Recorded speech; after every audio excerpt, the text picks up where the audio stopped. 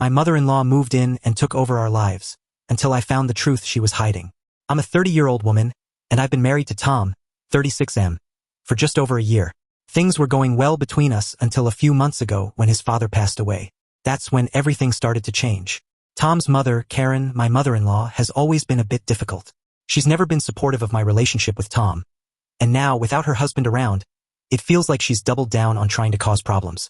From the very beginning, there were red flags. When Tom and I got engaged, she would subtly question my intentions. She'd make little comments at family dinners, saying things like, "Well, you know how it is when women marry men with money. The thing is, Tom and I both work full-time and we split our bills equally."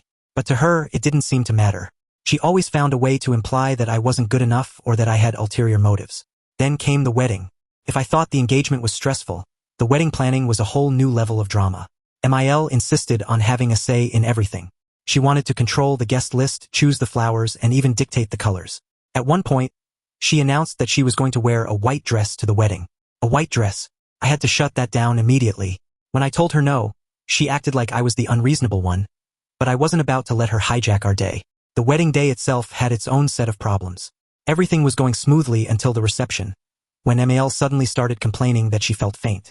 She pulled Tom aside, insisting that she needed his help and attention for the rest of the night. So instead of us enjoying our reception together, Tom spent most of the night making sure his mother was okay. I remember standing there, watching it all unfold, feeling like the third wheel at my own wedding. But I kept quiet. I told myself that it was just one night and I'd deal with it later.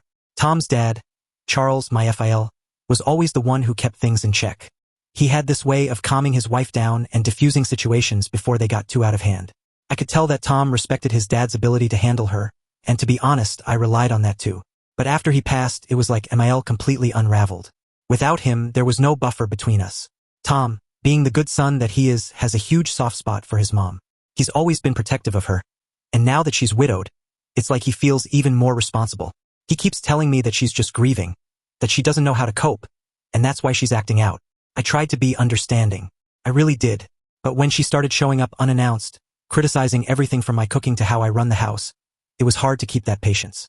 The breaking point came when MIL called Tom in tears, saying that she was struggling financially. She'd never worked a day in her life, relying entirely on FIL's income, and now she was having trouble paying her bills. She didn't know how she was going to stay in her house. Of course, Tom felt terrible. He suggested we help her out, but I was hesitant. With her history of manipulation, I didn't trust that this would be a simple financial favor. Sure enough, not long after that conversation, MIL came up with a solution. She wanted to move in with us temporarily until she got back on her feet. I was immediately against the idea. I couldn't imagine having her in our house, meddling in our lives 24/7. I reminded Tom of all the times she had tried to sabotage our relationship, from the engagement to the wedding, and how she constantly undermined me. But he felt obligated. He kept saying it was just temporary and that we could set boundaries. He asked me to reconsider, to help him out this one time because his mom had no one else. I could tell how torn he was, and I didn't want to be the reason he felt even more stressed. So after a lot of back and forth, I reluctantly agreed. But I was clear about the rules. She wasn't allowed to make decisions about our house, and she would have to contribute financially, even if it was just a little. This wasn't going to be a free ride. The day MIL moved in, I knew I had made a mistake. She didn't just show up with a small bag like someone who planned to stay for a few weeks. No, she came with multiple suitcases, enough to suggest she was moving in for the long haul. As soon as she walked through the door, she started making comments about how she'd need time to adjust to living with us full-time. I was floored. Full-time? That wasn't part of the deal. Within days, she was already trying to change things. She reorganized the kitchen without asking, took over the cooking, and started acting like the house was hers. Anytime I tried to push back, she'd pull Tom aside for private conversations, and when they'd come out, he'd look more conflicted than ever. I could feel the tension building between us. This wasn't going to end well. And now here I am, living with a woman who seems determined to wedge herself between me and my husband. Every day, it feels like she's trying to push me out of my own home, and I'm not sure how much longer I can take it. Date 1. After my mother-in-law moved in, things went downhill fast. The first few days were rough, but I figured we'd all just need time to adjust, as Tom kept insisting. But MIL had no plans to adjust. Instead, she dug her heels in and began her usual tactics. This time, more blatant than ever. It all started with the phone calls. Every single day, she would call Tom at work, crying about how lonely she was, how she felt abandoned, and how guilty she felt for being such a burden. It didn't take long before Tom came to me, looking stressed and torn. He suggested that maybe we could let her stay a little while longer, just until she felt back on her feet. He emphasized that I would still have full control over the house and that she would respect our rules. I didn't believe that for a second, but feeling backed into a corner, I reluctantly agreed to extend her stay. I did, however, lay down some strict boundaries. She wasn't allowed to make any decisions about the house, and she had to contribute financially, even just a little. Emile, of course, had other plans. The first red flag was the number of suitcases she brought with her. I thought it was odd when she moved in, but now it was glaringly obvious this wasn't going to be temporary. Every time she talked about the future, it was framed as though she was living with us permanently. I just need time to adjust to living here full-time, she'd say, completely ignoring the agreement Tom and I had made. The moment she was settled, she wasted no time inserting herself into everything. She started with the kitchen. I walked in one morning to find her reorganizing the entire space. She had moved the pots, pans, spices, everything. She even mentioned how we should do things differently now that she was here, as if her presence alone justified completely taking over. When I pointed out that I preferred things the way they were, she simply smiled and said, "Oh, you'll get used to it." Tom, trying to keep the peace, brushed it off. "She just needs a little time to adjust," he kept saying. But I knew this wasn't about adjusting, it was about control. Within days, Emile had taken over more than just the kitchen. She insisted on cooking every meal, reorganized the pantry without asking, and even started rearranging furniture. Every time I tried to establish a boundary, she would either ignore it or play the victim. She'd make passive-aggressive comments about how the house wasn't as clean as it should be, and, of course, she'd blame me for that. "I guess this is just how things are run around here now," she'd say, loud enough for Tom to hear. When I finally confronted her about crossing boundaries, the waterworks came out in full force. She cried about how hard it was being a widow, how I didn't understand what she was going through, and how she just wanted to help. Tom, once again caught in the middle, asked me to be patient and give her more time.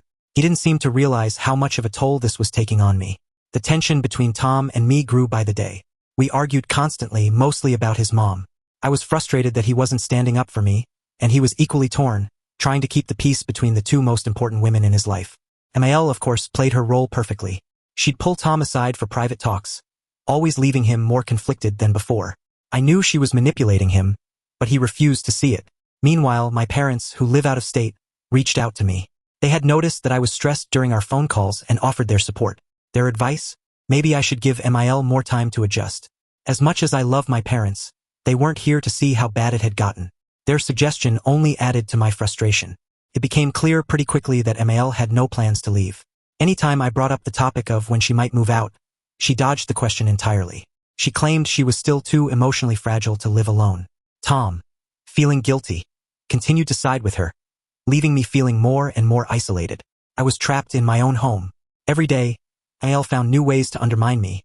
Whether it was taking over household chores I didn't ask her to do or making backhanded comments about how things were done before she moved in.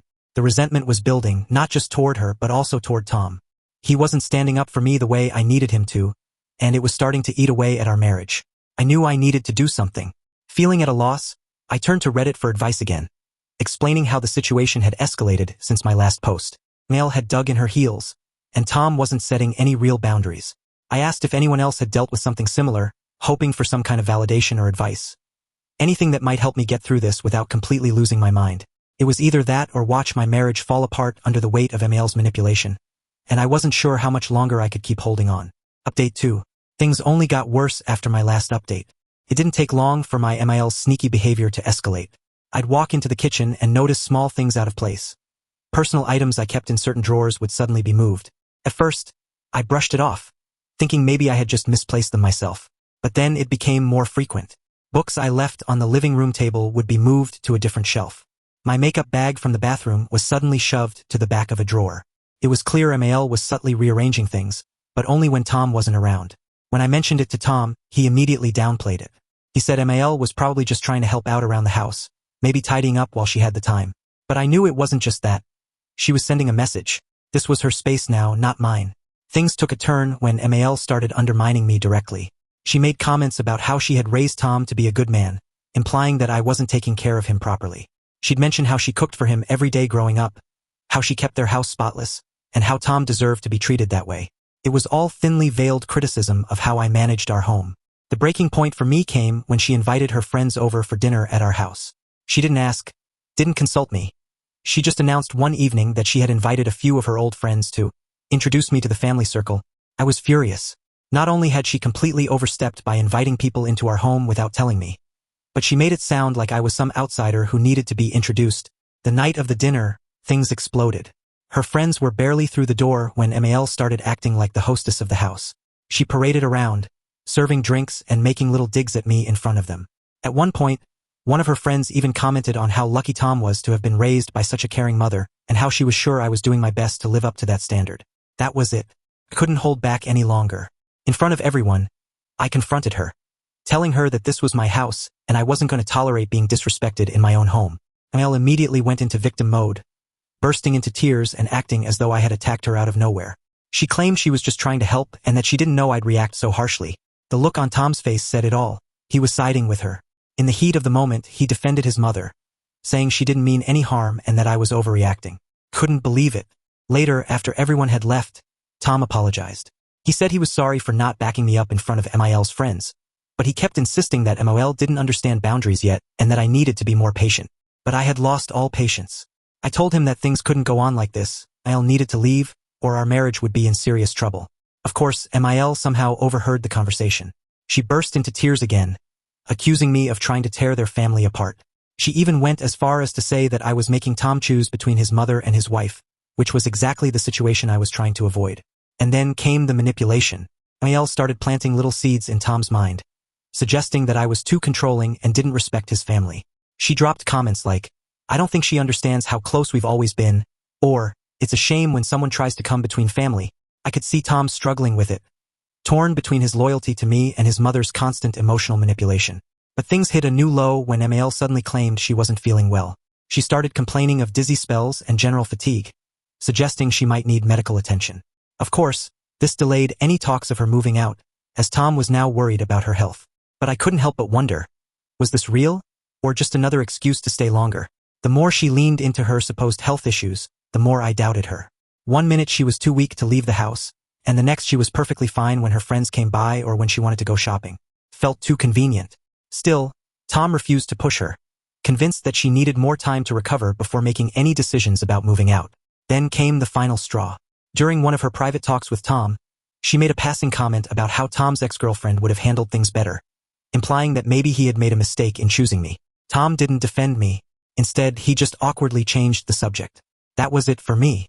I knew I couldn't live like this anymore. Desperate, I turned to Reddit once again. I explained everything that had happened, the sneaky behavior, the constant undermining, the fake health scare, and now this comment about his ex. I asked if it was unreasonable for me to demand that she leave, even with her so-called health issues. I didn't know what else to do. Mal had driven a wedge between me and Tom, and if she didn't leave soon, I wasn't sure our marriage would survive. Update 3. After my last post, I knew I couldn't let the situation continue. I was emotionally drained, and my marriage was hanging by a thread. Tom's refusal to set boundaries with his mother was eroding everything we had built, and I couldn't live like this any longer. Mal's health scare intensified. Every time we brought up her moving out, she claimed she was feeling weaker and more fragile. Tom, ever the dutiful son, insisted we couldn't force her out in her condition. But the pattern was obvious. Every time she was around her friends or out shopping, she seemed perfectly fine. It was only at home, when the topic of moving out came up, that she reverted to the helpless widow routine. I convinced Tom to take her to the doctor. If her health was truly as bad as she claimed, I wanted her to get the care she needed. Mal reluctantly agreed, probably assuming the doctor would back her story. But when the results came back, they showed no serious issues. The doctor suggested some general stress management techniques but confirmed there was nothing physically wrong with her. Instead of being relieved, Mal doubled down. She claimed the doctors hadn't run the right tests and accused me of pressuring Tom into questioning her health. Her victim act was wearing thin, and Tom, to my surprise, started to see through it. I think the doctor's confirmation made him question everything she had been saying. Armed with the truth about her health, I confronted Mal.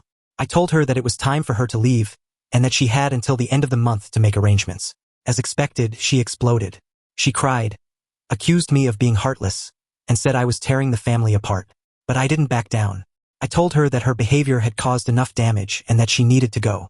Tom, seeing her reaction, began to falter. He tried to calm her down, saying we could work something out. But I stopped him. I reminded him that this wasn't just about her anymore. It was about us, our marriage, and our future. I told him I couldn't stay in a marriage where his mother's needs always came before mine.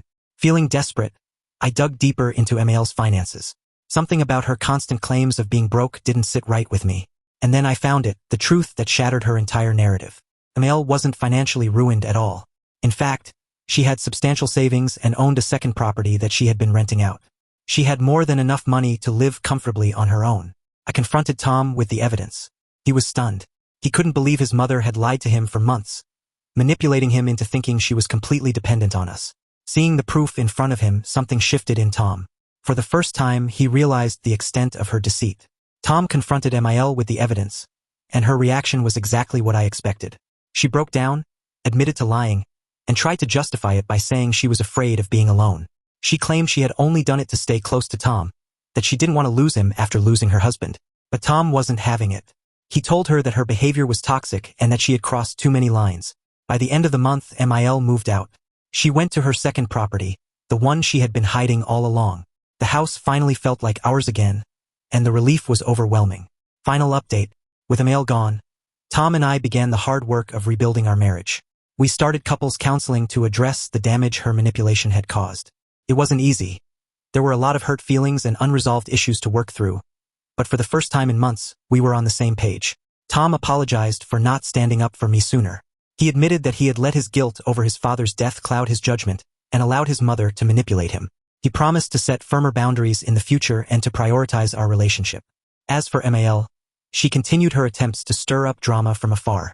She sent passive-aggressive texts, made snide comments to mutual family members, and even tried to paint me as the villain.